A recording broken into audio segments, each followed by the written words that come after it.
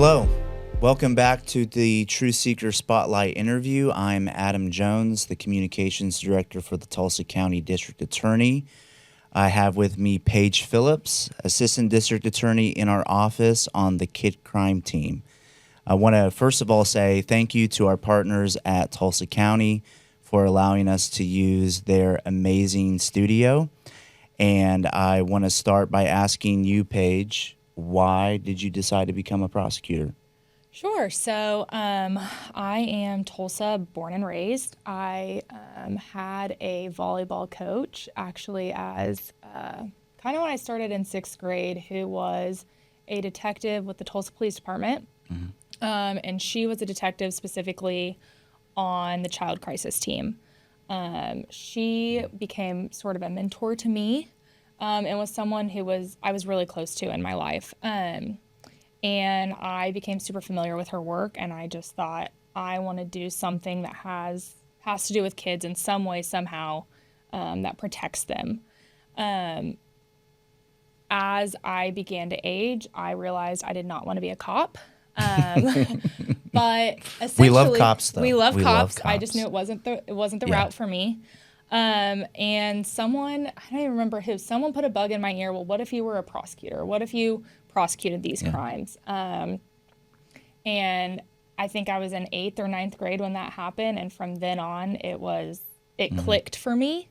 I went to law school, or I went to undergrad knowing I wanted to be a prosecutor with a pre-law and criminology focus. And from then on, I went to law school straight out of undergrad and interned at the U.S. Attorney's Office, interned at the DA office here in Tulsa County, and now am on the Crimes Against Children team. Yeah. And so you went to law school focused on being a prosecutor on kid crime teams. Correct. Yeah. I knew from the minute I wanted to go to law school, I was going to law school to be a kid crime prosecutor. That was my goal. And I'm very fortunate to have reached that goal already. And I have my dream job. Was that common with your peers going to law school? Did most people know what they wanted, or were most of them kind of floating? I would say it was kind of a mixed 50-50. I was lucky in my law school to make some incredible friends. Some of those I still work with today at the Tulsa County District Attorney's Office.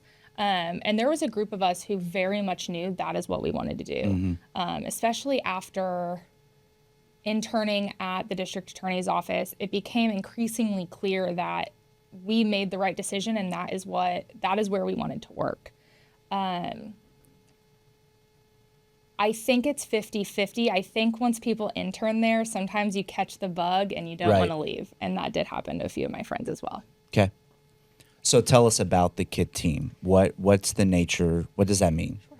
So the Crimes Against Children team in the District Attorney's Office, so we focus on any maltreatment of a child, typically under the age of 14. That includes child sexual abuse, child neglect, child physical abuse. We also deal with cases of child sexual abuse material. We deal with child homicides as well.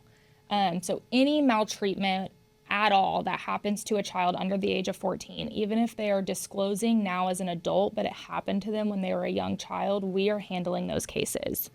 Most of our coordinating agencies, law enforcement agencies, have specific teams or specific people who are also investigating these crimes.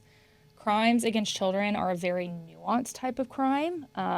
There are specific things that we deal with that require a specialized type of knowledge about these types of crimes and how they happen and where they're happening and who's perpetrating on these children. And so we have great relationships with the law enforcement agencies that are specifically investigating these crimes. And we also have a multidisciplinary team that we are a part of, where we have an office out at the Child Advocacy Network. And out there we have DHS, we have the Tulsa Police Department Child Crisis Team, we have child abuse pediatricians, we have forensic interviewers, we have family advocates, we have Fostering Hope. All of us are part of a multidisciplinary team to ensure that we are doing everything in our power to create when there is a horrific thing that happens to a child, we are trying to create the most trauma-informed place for that child to go and tell someone what happened to them. Right.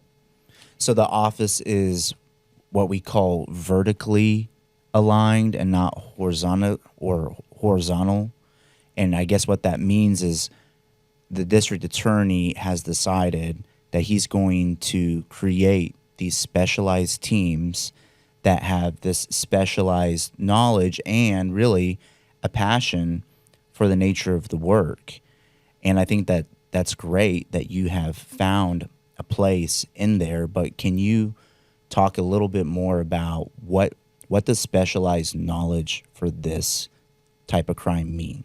Absolutely. So what we are seeing day in and day out, and what is not necessarily common knowledge for most people, is that typically this abuse that is happening to a child, specifically talking about child sexual abuse, we are seeing delayed disclosures over and over and over again, because what studies show and what our experience shows is that the people who are perpetrating this sexual abuse against a child is typically someone close to them. It's a father, it's a stepfather, it's an uncle, it's a grandpa, a babysitter, someone in their life who they trust.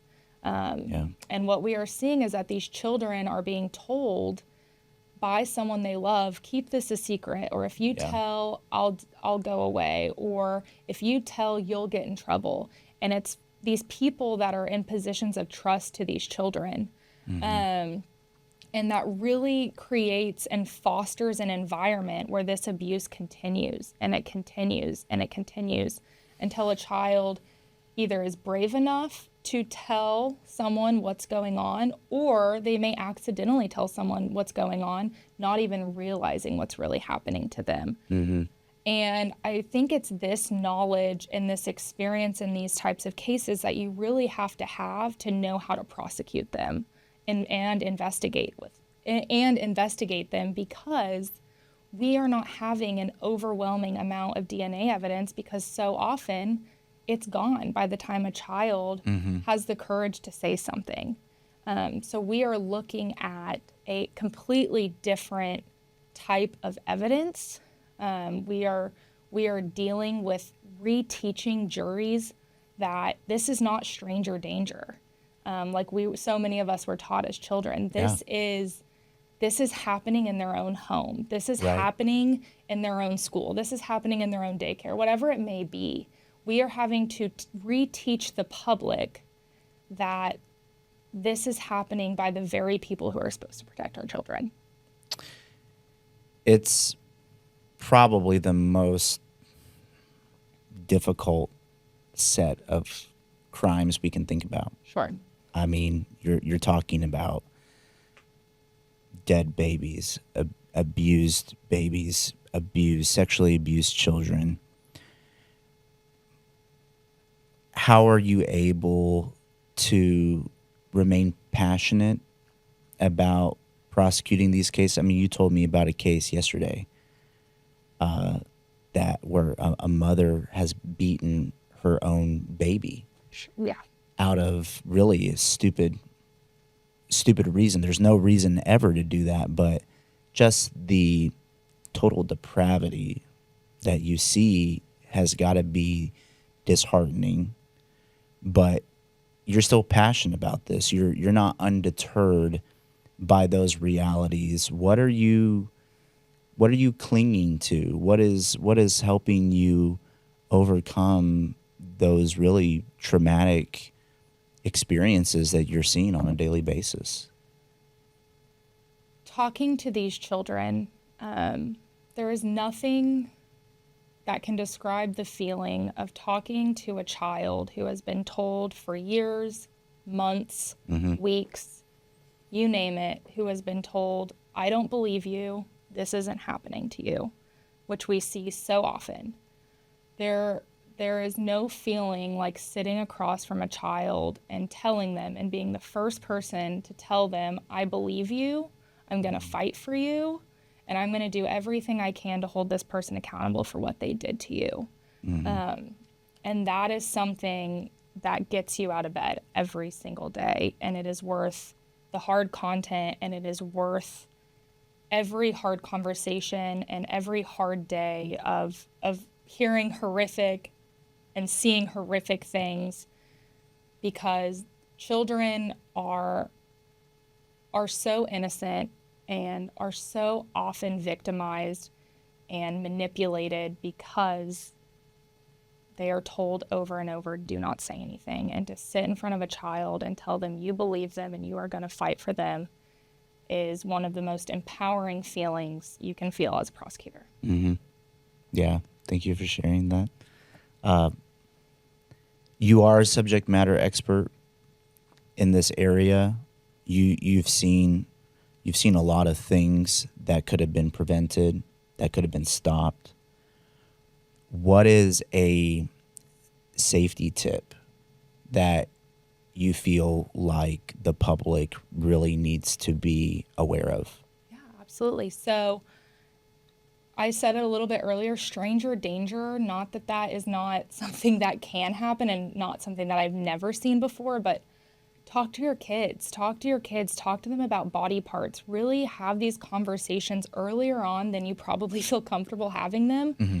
Have conversations with your children about their body parts, who should be touching them, who should not be touching them. Mm-hmm. It does not matter who that person is in your family and your circle of trust.